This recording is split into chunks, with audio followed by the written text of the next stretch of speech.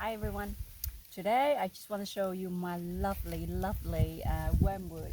So this is one of the oldest wormwood like bush around the part of our land here. So I have two variety. One is a common one, which is like a silvery sort of like feather-like sort of like look, whereas this is more like a green sort of like feathery sort of like leaves. So I think this is called the what was it, Alpistanium variety, whereas the other one is common wormwood.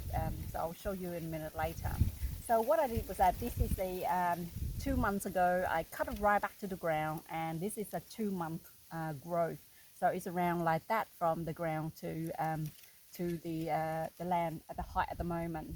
So what I did was that I removed all the flower head from the top, cut it all the way down, and I did harvest them. I harvest roughly around 5 kilo. I strip all the leaves off and then I dry them because it was winter during that time, beginning of winter. So I just cut them and dry them indoor, and apparently it dried amazingly fast, and it smells so sweet, and it was just so sedative. So right after the day that I harvested, lay it out like to dry, I just went to sleep really good at night time, and I didn't get up until late afternoon the day afterward.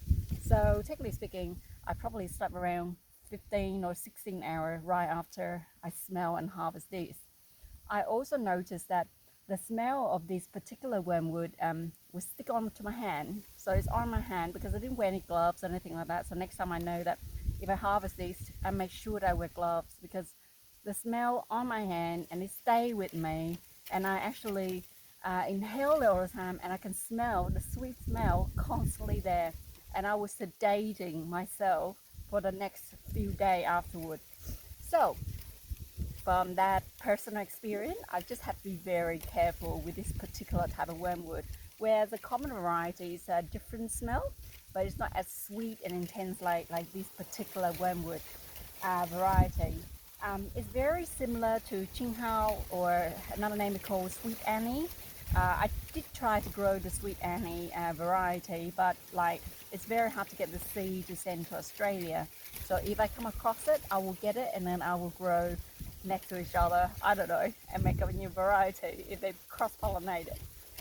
With wormwood, people can use them for a lot of things. Back in the old day, people put them in like alcohol and they extract it and use for liver and so on. And it was banned for a while because of the side effect of it, and maybe the addictive side of it, but I don't think it's addictive at all. You cannot use them on a high dose for these because it's actually quite irritating to the gut and the liver. It is extremely bitter, and like I said, is sedative. Other people might not have this like sedative sort of like side effect, but for me personally, it's quite sedative. And like wormwood, what is it used for? For worming parasite in the gut and anywhere there's worming. So you can use them topically, and you can ingest them in a small proper dose and short term. Not very suitable for pregnancy at all, or breastfeeding at all. Not suitable for children, unless it's under supervision of a professional practitioner. Um, so yeah, I plan to harvest these probably in 2 months time, or probably another month and a half, or right when the spring is sort of like starts. So I will harvest them. They have a beautiful feathery like sort of like green leaf, and it smells amazing. See, beautiful green, like it's, when you look at the leaf, you just feel like you just love it, fluffy, very similar to Yara leaf sort of like formation, but like I said, it's one of those special herbs that people use for pesticide, for pet repellents, like in the garden or anything like that. So this plant is actually absolutely beautiful for permaculture, like organic garden. Yeah, so that's what I do for my wormwood. I dry them and I keep them in a jar, and when I feel like need them in like a tea or something like that, I'll use them in a tea. And this is probably one of the best plans for like post night shift. So if you like working night shift, and then you're on the last night that you get off, and like you're gonna go home, you feel fatigued and you feel like something is not right, so a cup of this tea will help make you feel so much better. Yeah.